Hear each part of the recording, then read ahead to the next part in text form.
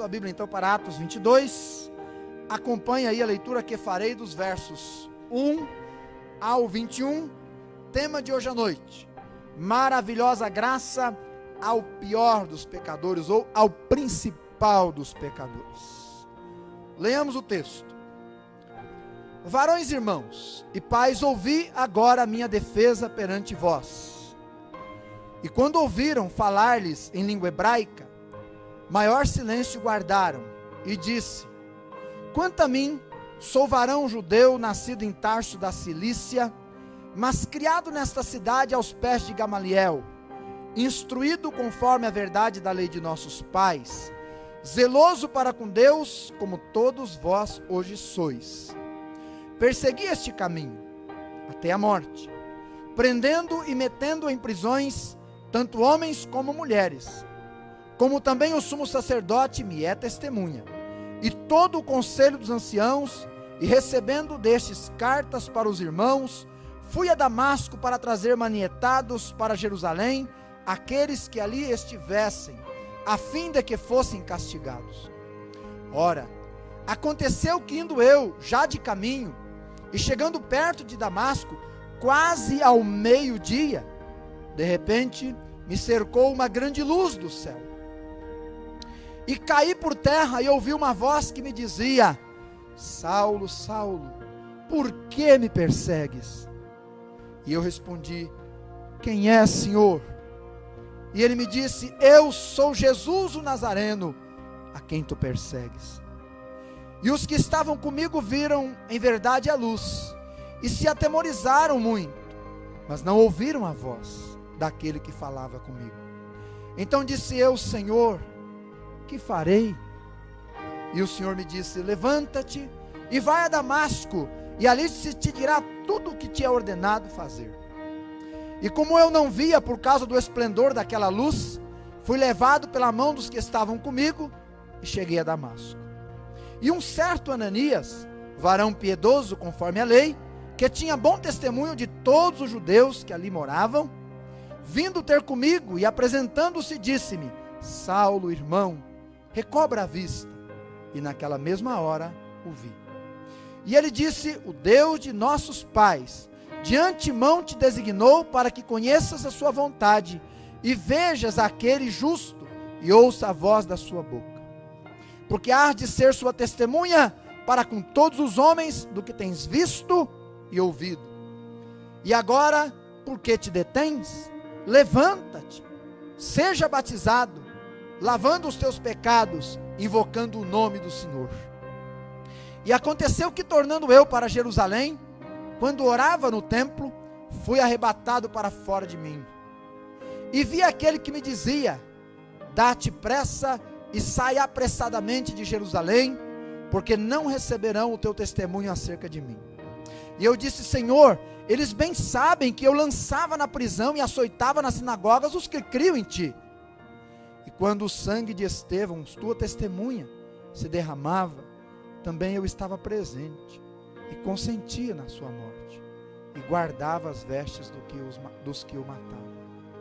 E disse-me o Senhor: vai, porque hei de enviar-te aos gentios de longe. Senhor, obrigado pela tua palavra.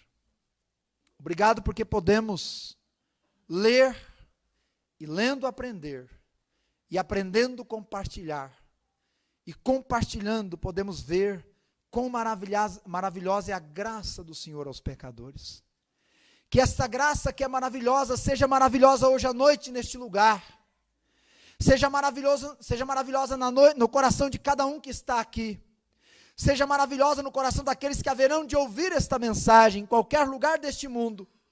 E que esta mesma graça que um dia abundantemente caiu sobre Paulo de Tarso, também cai em muitas vidas, transformando-as em pessoas novas, em novas criaturas, para a glória do Senhor, enviando-as para serem servas, para serem instrumentos do Senhor, neste mundo que caminha a passos largos para o inferno. Sê propício a nós, Senhor, nesta noite, sê presente neste lugar, e que esta maravilhosa graça, que vem da Tua palavra, do sangue de Jesus, mais uma vez, opere milagrosamente neste lugar. Em nome de Cristo. Amém. Na vida de muitas pessoas, meus irmãos, nós podemos ver a graça de Deus. Graça significa a bondosa misericórdia, pela qual, exercendo sua santa influência sobre as almas, ele volta as pessoas para Cristo, guardando, fortalecendo, fazendo com que cresçam na fé cristã, no conhecimento, afeição e despertando-as ao exercício das virtudes da vida cristã. Então, graça é esse dom maravilhoso de Deus em tocar as vidas, transformando-as para o louvor da sua glória. Então, pessoas que outrora eram religiosas cegas. Então, pessoas que eram mentirosos depravados. Então, pessoas que eram viciadas e violentas. Então, pessoas que eram sexualmente imorais. São tocadas, são transformadas e são trazidas ao aprisco do Senhor. E são feitas servas de Deus. Um dia a graça do Senhor alcança essas vidas. E não somente elas são salvas, mas se tornam também pessoas usadas pelo Senhor nosso Deus, e usadas maravilhosamente. É a graça, é a maravilhosa graça do céu, que atinge aos corações. John Bunyan, e eu quero indicar um livro para você ler. O título do livro é Graça ao Principal dos Pecadores, de John Bunyan. E conta este livro como foi a vida de John Bunyan antes da sua conversão, todo o seu tormento e a sua conversão e prisão, onde ele ficou 12 anos preso, e lá dentro da prisão, a poderosa transformação que Deus não só causou na vida dele e através dele na vida de muita gente. Talvez você já tenha lido o livro O Peregrino, pois foi escrito por John Bunyan dentro de uma prisão. Deus o enjaulou para que através dele pudesse levar liberdade a milhares de cativos através daquele livro. John Bunyan, ele viveu de 1628 a 1688, nasceu na Inglaterra, e em sua autobiografia, Graça Abundante ao Principal dos Pecadores, que eu acabei de citar, ele em seus primeiros capítulos descreve a desgraça de vida em que vivia, sendo promíscuo, religioso blasfemo, incrédulo, zombador, beberrão, mulherengo, completamente perdido e atormentado. Eu poucas vezes li um livro onde na biografia de um homem que se tornaria um grande homem de Deus, havia uma pessoa tão atormentada pelos seus pecados. Um dia, porém, foi alcançado pela graça de Deus, foi salvo, foi transformado e tornou-se poderosamente usado pelo Senhor.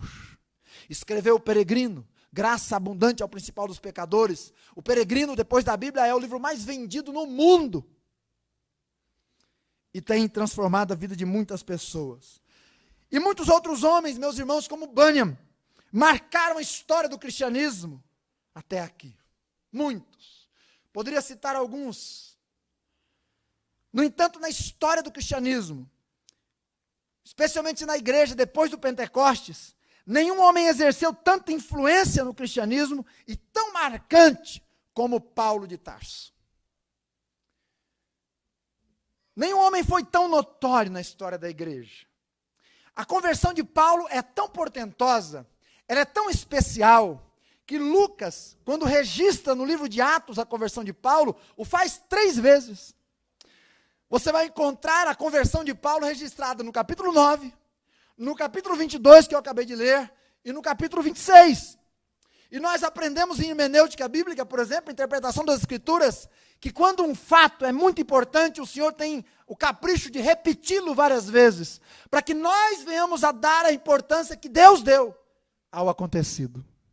E Lucas registrou 3 vezes. E é interessante que nas 3 vezes, ele foca detalhes diferentes da conversão. Eu escolhi o capítulo 22, por focar a graça de Deus mais claramente para nós.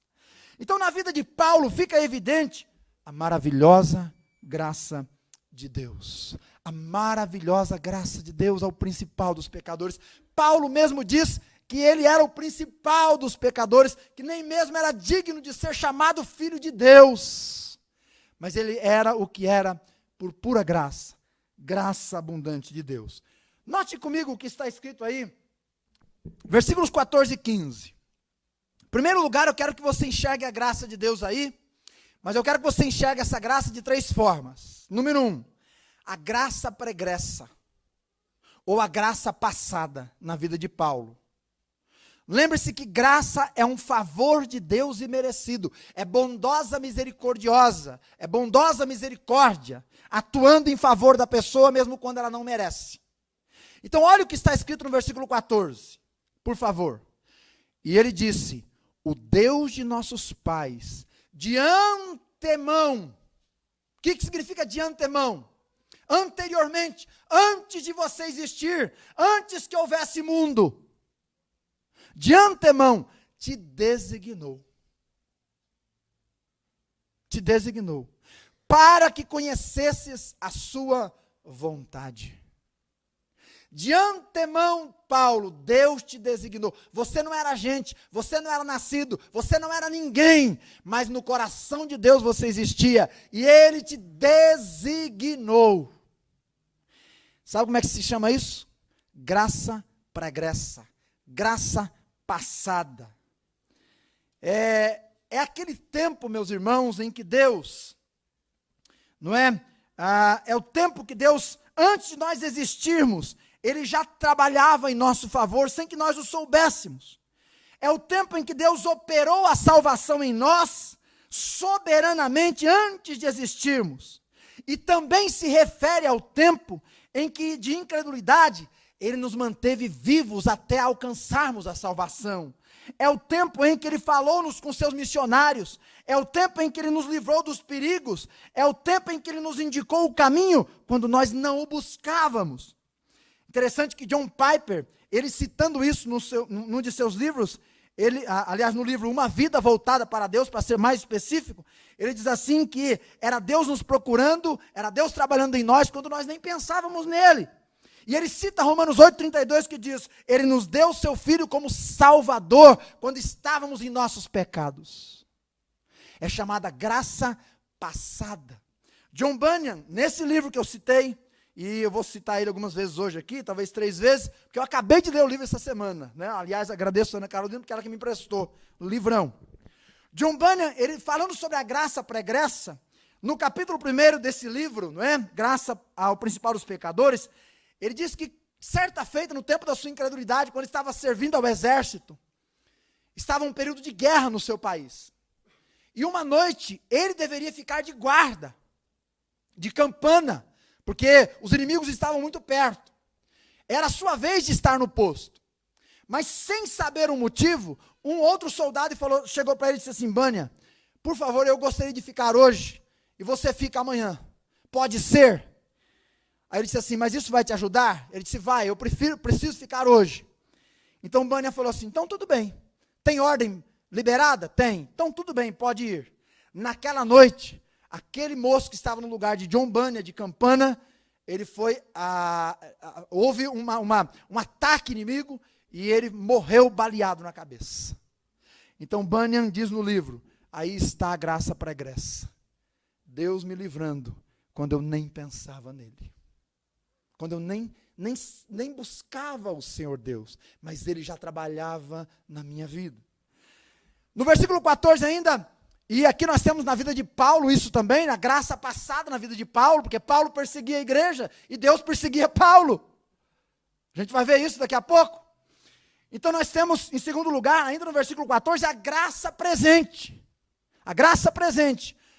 E onde é que nós vemos isso? Note que ele diz, o Deus de nossos pais, que de antemão te designou, graça passada, para que, agora veja que ele muda o tempo do verbo, para que você conheça, presente. Então, graça presente, Deus operando para que a pessoa conheça, para que você conheça a sua vontade, e vejas o justo, e ouça a voz da sua boca. Ó, o Deus que trabalhou no nosso passado, então trabalha também no nosso presente, abrindo os nossos olhos, para que nós possamos contemplar a graça, a maravilhosa graça dele, o que Jesus fez por nós na cruz. A graça presente, meus irmãos, é a ação da graça de Deus na conversão de uma pessoa. É Deus derramando sua misericórdia. É Deus falando pelo seu Espírito via sua palavra, convencendo e convertendo o pecador, trabalhando em seu caráter e transformando a sua pessoa. Olha quanta graça foi necessária para você chegar ao Evangelho. Deus teve que trabalhar quando você não o buscava.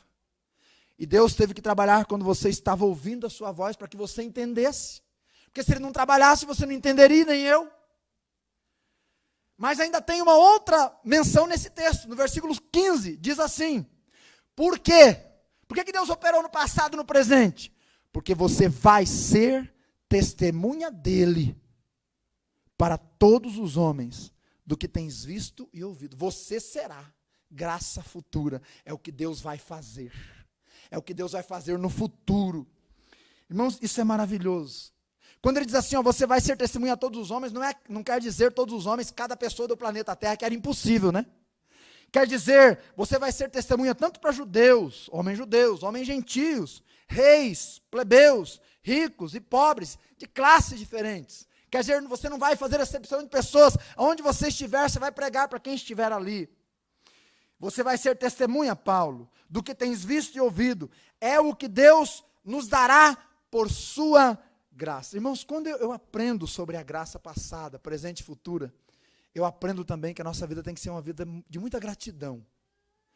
Porque você tem que ser grato por Deus se importar com você quando você não o buscava. Quando Ele te livrou de, olha irmãos, eu com 12 anos tive pneumonia dupla, fui desenganado pelos médicos, quase morri. Com 13 anos sofri um acidente, fui atropelado por uma carreta, quase morri. Não é? Tive hepatite B. E por aí vai, né?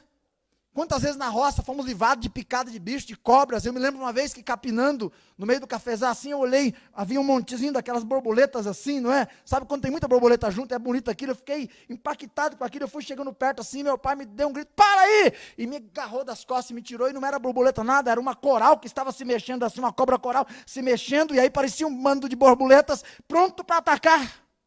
Podia morrer ali.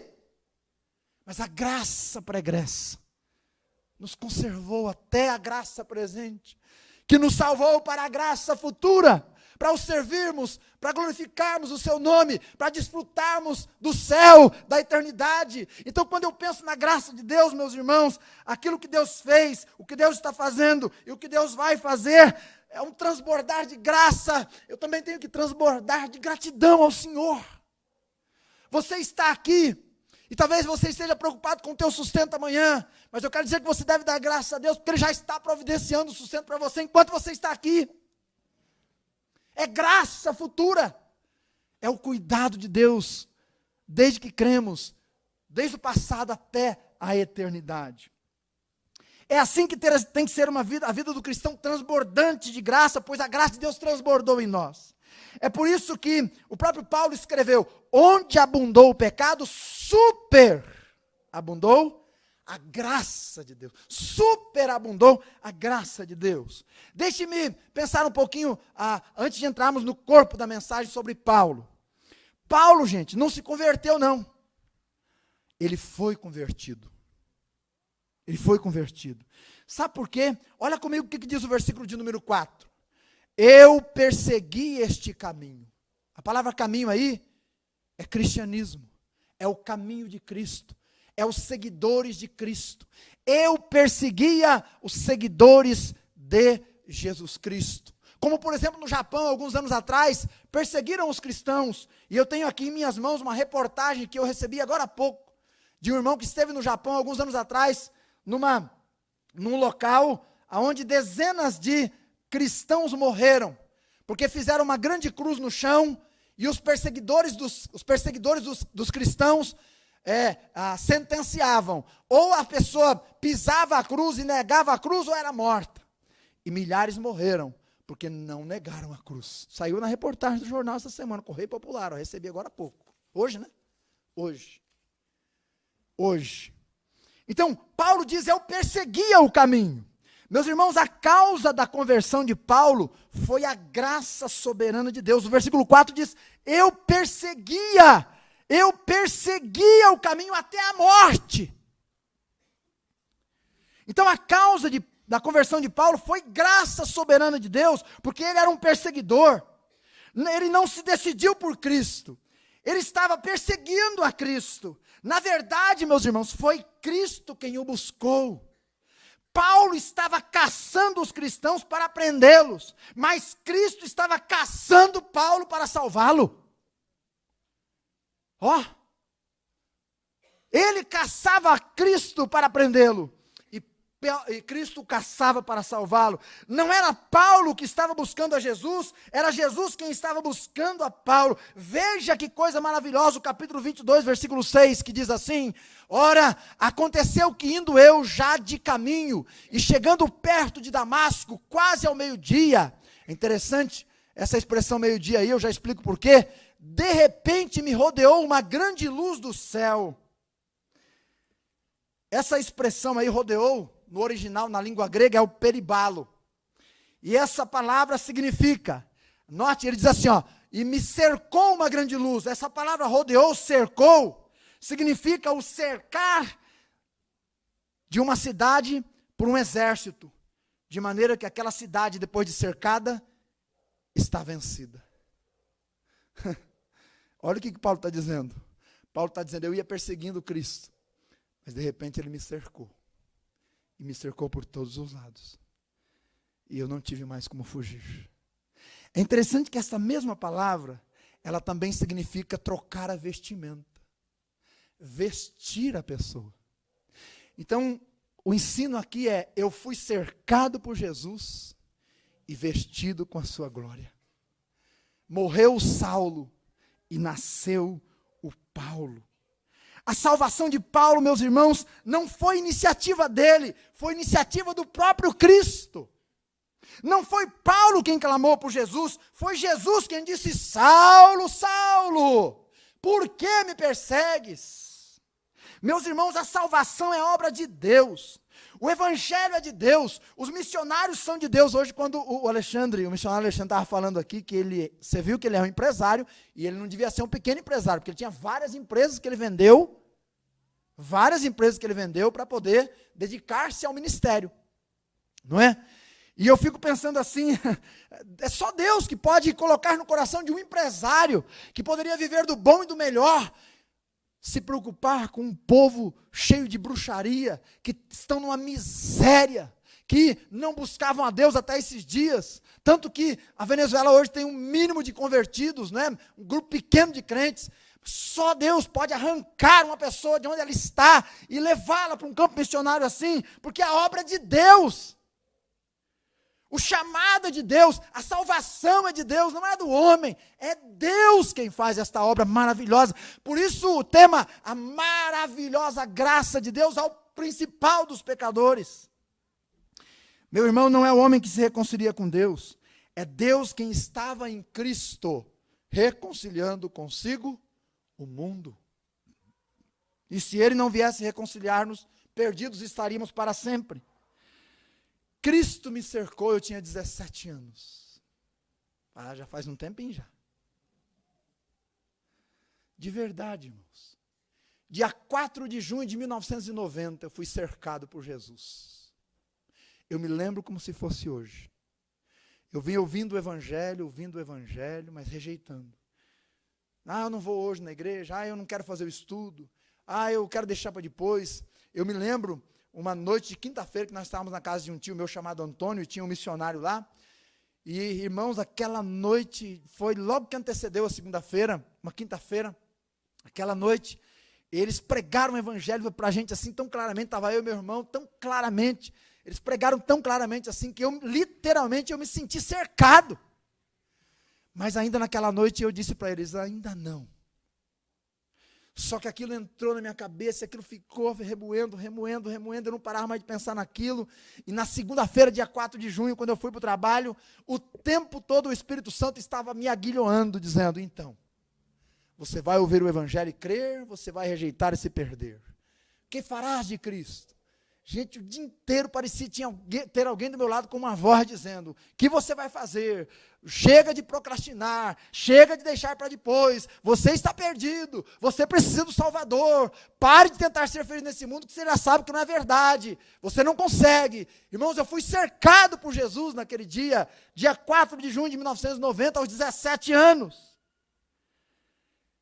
E eu louvo a Deus por aquele cerco. Deus me livrou da morte, com certeza. Deus me livrou da perdição, da promiscuidade. Deus me livrou da malandragem. Deus me livrou de tantos falsos amigos. Deus me livrou de tantos problemas. O dia que minha alma foi salva por Jesus Cristo. Oh, como eu louvo ao Senhor por aquele dia, irmãos. O dia que Ele me cercou. Ele já cercou você. E você sabe que se Ele cercou, não tem para onde correr. Não tem mesmo? A gente tem que correr só para Ele. É só dizer para Ele: Senhor, e agora? O que queres que eu faça? Então, meus irmãos, Paulo não foi ele que se converteu. Ele foi convertido. Paulo não foi salvo por seus méritos, mas apesar dos seus deméritos.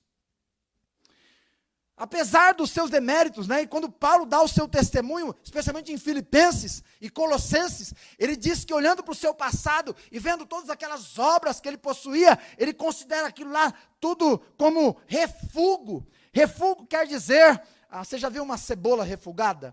O que é um refúgio? É aquilo que não presta. Então quando você pega eu trabalhei muito com cebola, você pega uma cebola, se a primeira casca não está boa, se abre ela, a segunda vai estar, mas se abre a segunda também não está.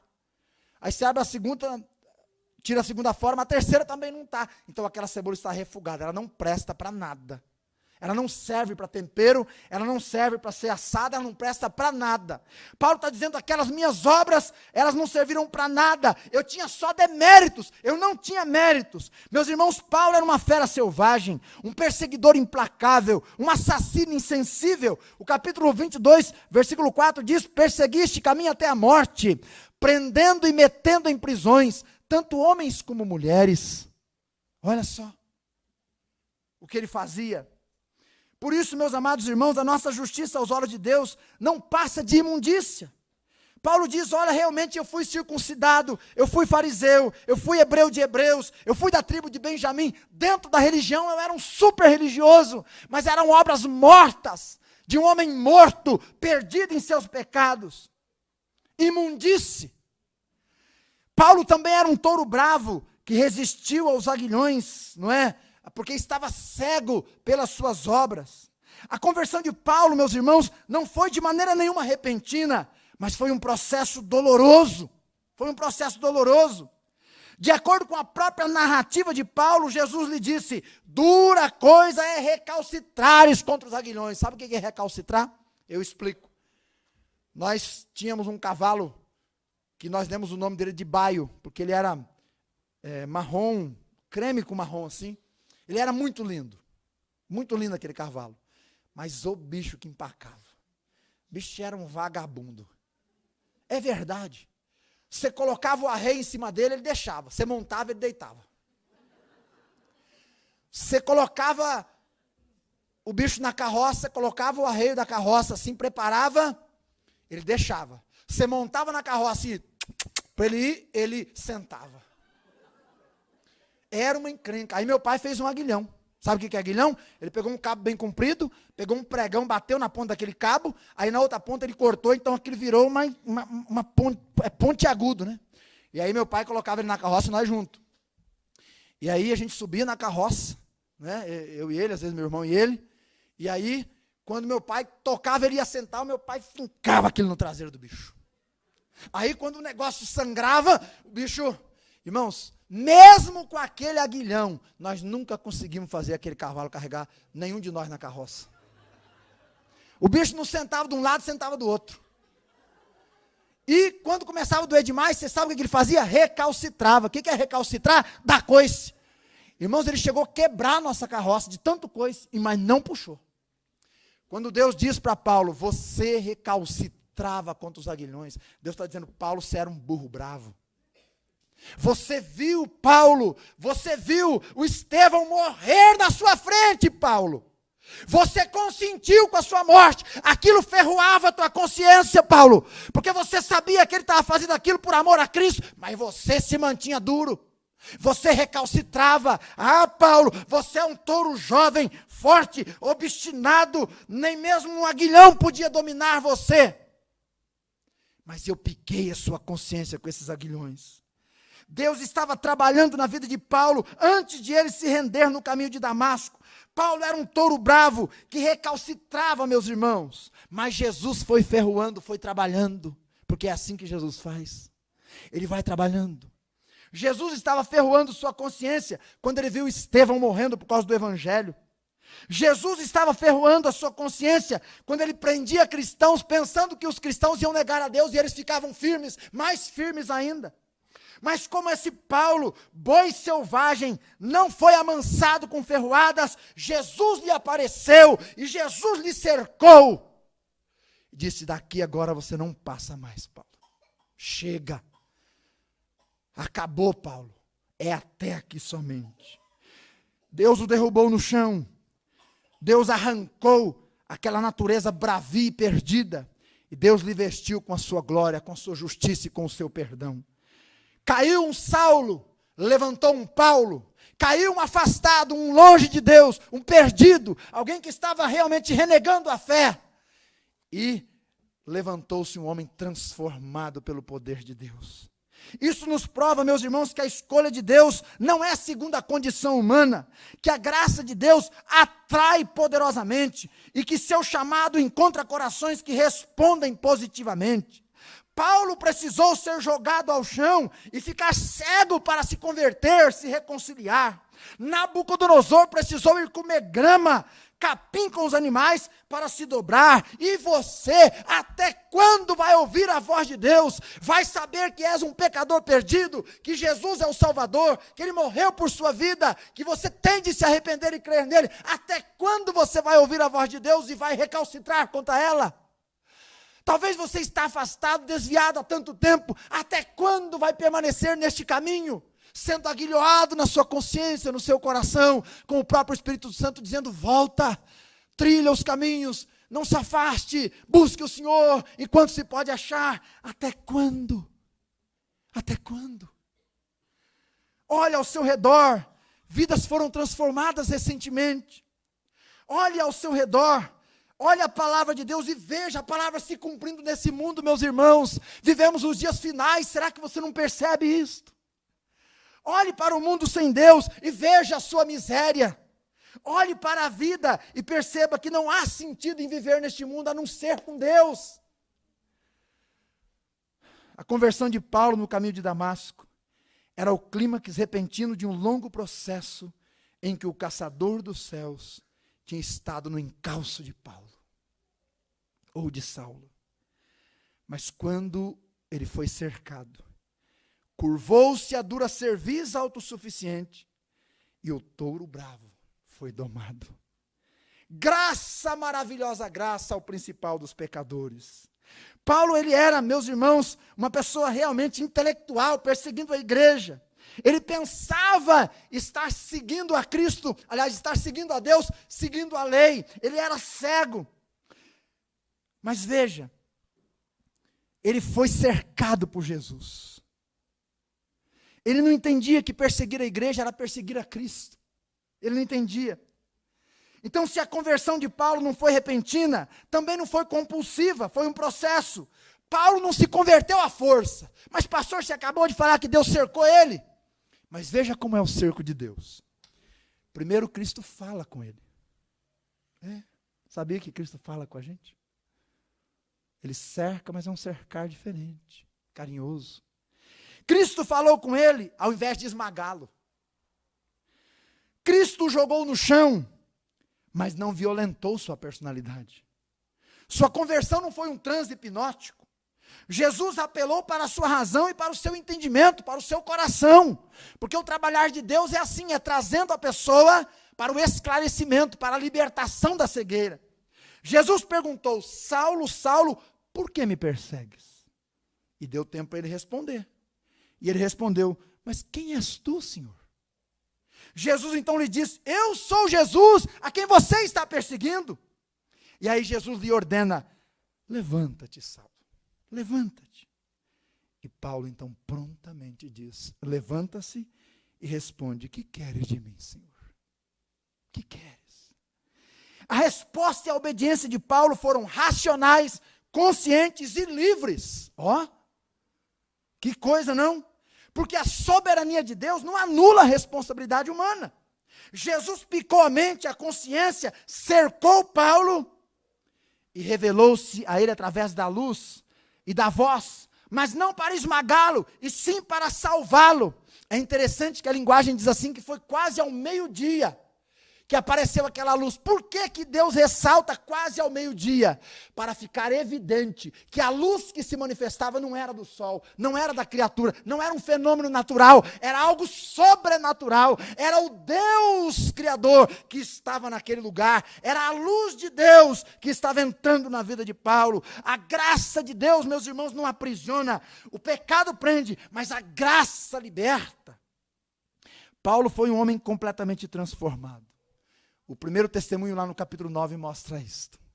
O segundo confirma, e o terceiro traz a nós aí uma revelação um pouco mais completa ainda. E eu quero então, para ir para a parte final da mensagem, destacar 3 fatos benditos sobre esta súbita conversão de Paulo. Primeiro, a conversão do pior homem do mundo, né, ou do principal dos pecadores, como ele assim mesmo se chama, foi uma gloriosa manifestação de Jesus. 3 coisas aconteceram aqui. Primeiro, lá no versículo de número 6 e 11, diz que ele viu uma luz. Interessante, não? Ele viu uma luz. Subitamente uma grande luz do céu brilhou ao nosso redor. Uma luz me rodeou, me cercou. O destaque do meio-dia é para enfatizar que a luz não era natural. Aquilo não era uma miragem, um êxtase ou uma visão subjetiva. Foi uma grande luz do céu tão forte que abriu os olhos da alma, mas tirou-lhe a visão física. Ó. Tirou-lhe a visão física. E ele ficou, por causa do fulgor daquela luz, cego por um tempo, versículo de número 11. E como eu não via por causa do esplendor da luz. Aquela luz era a glória do próprio Filho de Deus, do Deus ressurreto. Jesus havia dito: eu sou a luz do mundo. Quem me segue não andará em trevas, mas terá a luz da vida. Cumpre-se em Paulo esse verso. Segundo Paulo, caiu por terra, não foi de um cavalo. A Bíblia não diz que foi de cavalo que ele caiu, só diz que ele caiu por terra. Versículo 7, o texto é claro: e caí por terra e ouvi uma voz. Então o touro furioso, selvagem, indomável estava subjugado. Aquele que saíra para prender estava preso. Aquele que encerrava em prisão estava dominado. Aquele que se achava detentor de todo o poder para perseguir estava prostrado no chão, impotente, foi cercado. O Senhor quebrou todas as suas resistências. Escute, enquanto uma pessoa não é quebrada em seu egoísmo, orgulho, rebelião, enquanto ela não é vencida em sua resistência intelectual e religiosa, de confiança em suas obras, ela não pode ser salva. Enquanto uma pessoa não for vencida, enquanto você confiar em si mesmo, não pode ser salvo. Minha avó resistiu. 52 anos ela resistiu. 52 anos. Certo dia ela disse: eu vou aprender a ler para provar que este caminho de vocês é falso. Aprendeu a ler em 2 anos e começou a ler as Escrituras. E na medida que ela leu as Escrituras penetraram em sua alma. E ela foi quebrada, vencida pelo poder de Deus, foi transformada em uma santa mulher cristã. É a luz de Deus, é o poder do Evangelho. Paulo caiu, minha avó caiu, e você já caiu da autoconfiança e derramou-se aos pés da cruz. Paulo ouviu uma voz, o mesmo Jesus que ferroara sua consciência com aguilhões, troveja agora aos seus ouvidos desde o céu: Saulo, Saulo, por que me persegues? Dura coisa é recalcitrares contra os aguilhões. Meus irmãos, a voz do Senhor é poderosa, ela despede chamas de fogo, faz tremer o deserto, é irresistível, ela é como espada de 2 gumes. Então Paulo perguntou: quem é, Senhor? E Jesus lhe disse: eu sou o Nazareno, a quem tu persegues. E aí o mesmo Paulo que perseguia, agora diz: que queres que eu te faça, Senhor? E ele se curva, se prostra, ele é subjugado. Não há salvação sem que o pecador se renda aos pés do Senhor. Você já ouviu a voz de Cristo? Já ouviu a Bíblia? E por que ainda não respondeu, crendo em Jesus? Que te resta mais? Que te resta mais? Segundo lugar, nós temos uma humilde entrega de Paulo aqui. Versículo 8 e 10, olhe comigo lá. Eu respondi: quem é, Senhor? Eu sou Jesus, a quem tu persegues. E os que estavam comigo viram em verdade a luz e se atemorizaram muito, mas não ouviram a voz daquele que falava comigo. Então eu lhe disse: Senhor, que faço agora? Eu gosto muito disso. Que faço agora, Senhor? Ei, irmãos, quando uma pessoa se enxerga pecadora e perdida e vê toda a bobagem que fez, é isso aqui que ela diz: e agora, o que eu faço? Olha quem eu sou, olha a minha situação, Senhor.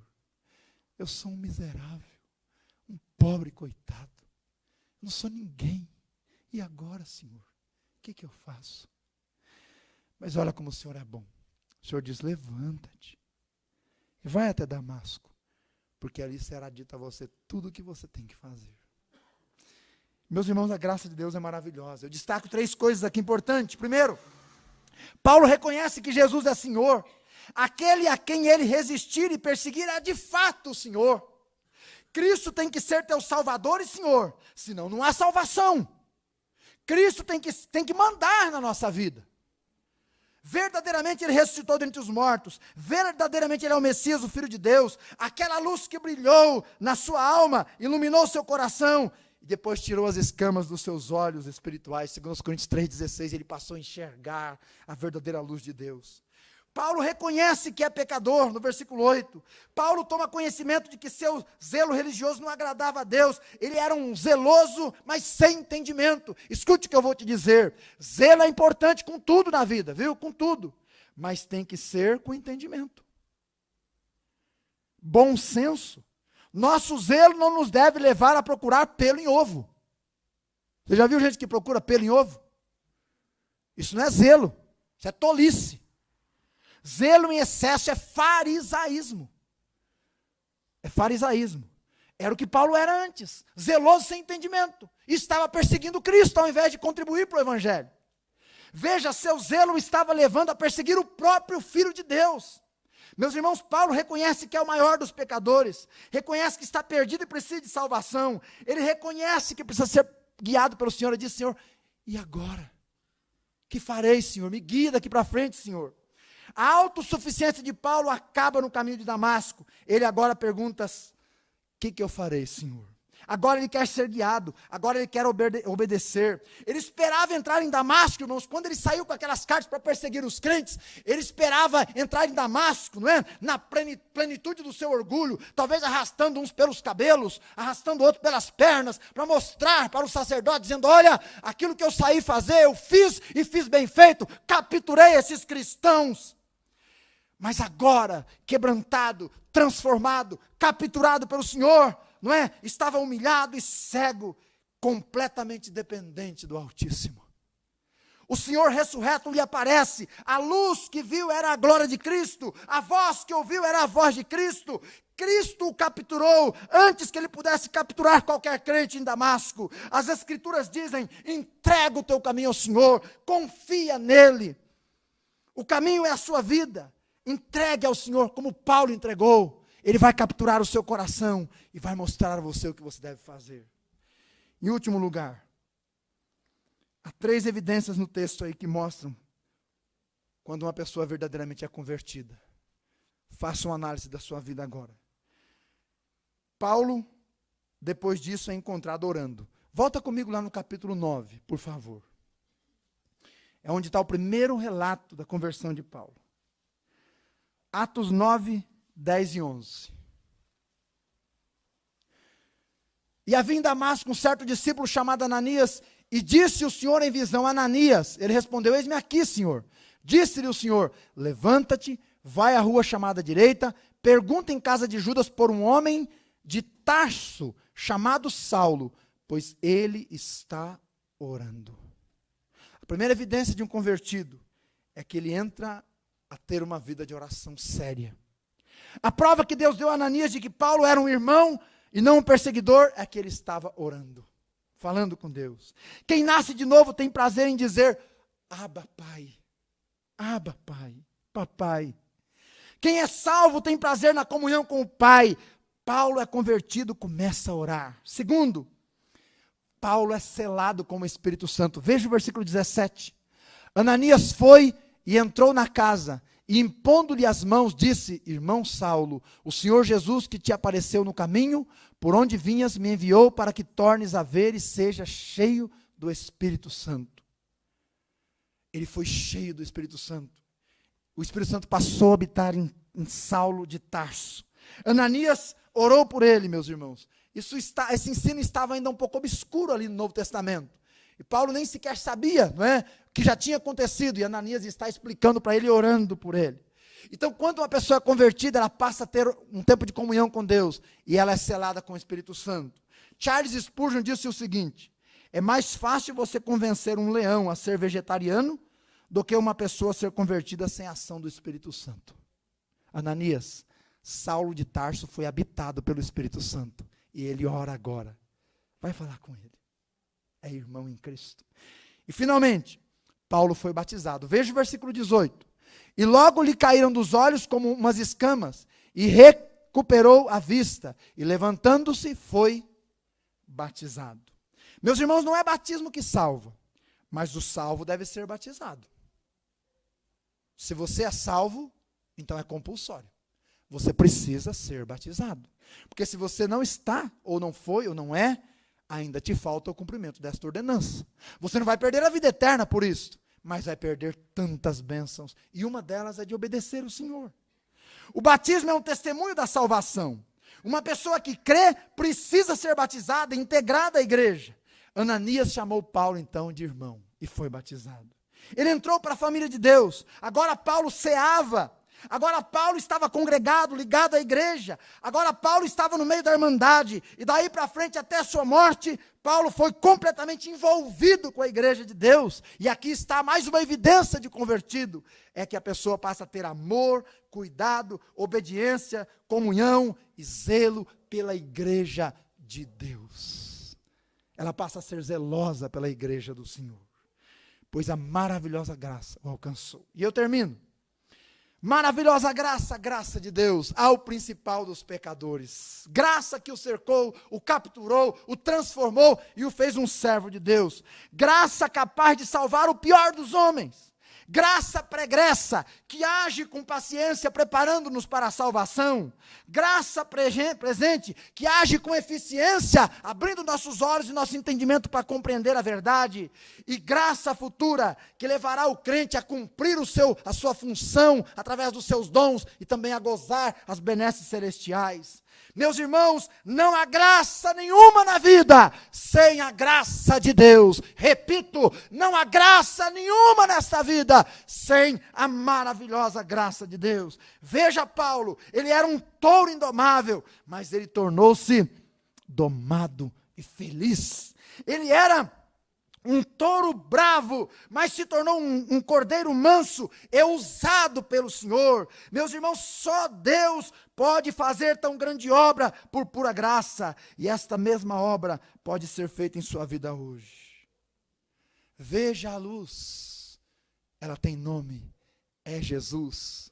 Ouça a voz, ela tem tom, é o tom da palavra de Deus, falando ao seu coração. Caia do seu orgulho, caia da sua religiosidade, caia do seu medo. Se você não crê em Jesus, crê de todo o seu coração. Se você estava afastado, longe do Senhor, reconcilie-se hoje mesmo. Clame a Jesus, como Paulo clamou e disse: Senhor, que farei agora? E o mesmo Senhor te dirá: vai na casa direita, e lá te dirão o que convém fazer. A casa direita hoje, podemos dizer, é a igreja de Deus. e você será direcionado no que deves fazer. Ele vai dizer: este é o caminho, ande por ele. Maravilhosa graça ao principal dos pecadores.